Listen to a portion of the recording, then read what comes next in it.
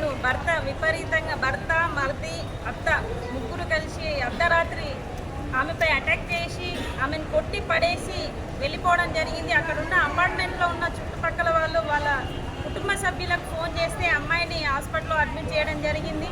ఆ అమ్మాయి ఇప్పుడు ప్రజెంట్ ప్రెగ్నెన్సీగా ఉంది. ఆమెకు నాలుగో నెల నడుస్తూ ఉంది. ఆమెకు కడుపులో విపరీతమైన దెబ్బలు తగలడం వల్ల రక్తస్రావం ఎక్కువ అవుతుందని చెప్పేసి డాక్టర్లు చెప్తా ఉన్నారు. అయితే మేము పరిశీలించినప్పుడు ఆమె మాకు చెప్పిన విషయాలు ఏంటంటే గతంలోనే దాదాపు 3 పెళ్ళిళ్ళైనాయి.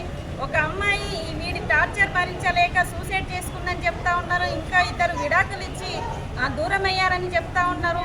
ఇప్పుడు ఈమెను కూడా ఎప్పుడు 24 గంటలు అవమానిస్తాడు, అనుమానపడతాడు అని చెప్పేసి ఆమె చెప్తా ఉన్నది. దాదాపు ఇంట్లో 8 కెమెరాలు ఫిట్ చేసిర్రు. ఒక్క బాత్రూంలో తప్ప మిగతా ప్రతి ప్రదేశంలో కూడా కెమెరాలు ఉన్నాయని అమ్మాయి చెప్తా ఉంది.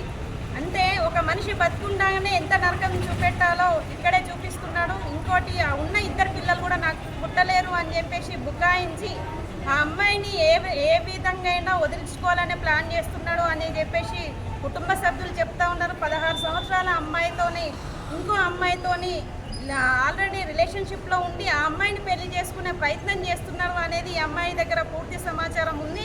కాబట్టి ఇటువంటి వాళ్లకు మహిళల జోలికి పోకుండా అమ్మాయిల జీవితాలతో ఆటలు ఆడుకోకుండా సరైన శిక్షలు పడాలి అని చెప్పేసి ఐద్వా మహిళా సంఘంగా కోరుతా ఉన్నాం. ఆ అమ్మాయికి న్యాయం జరిగేంత వరకు కూడా ఐద్వా మద్దతు ఉంటుందని హామీ ఇస్తున్నాం. లేదంటే వారిని జైలుకు పంపించేంత వరకు కూడా ఆందోళన కార్యక్రమాలు చేస్తామని చెప్పేసి ప్రభుత్వానికి పోలీస్ డిపార్ట్మెంట్కి విజ్ఞప్తి చేస్తా ఉన్నాం.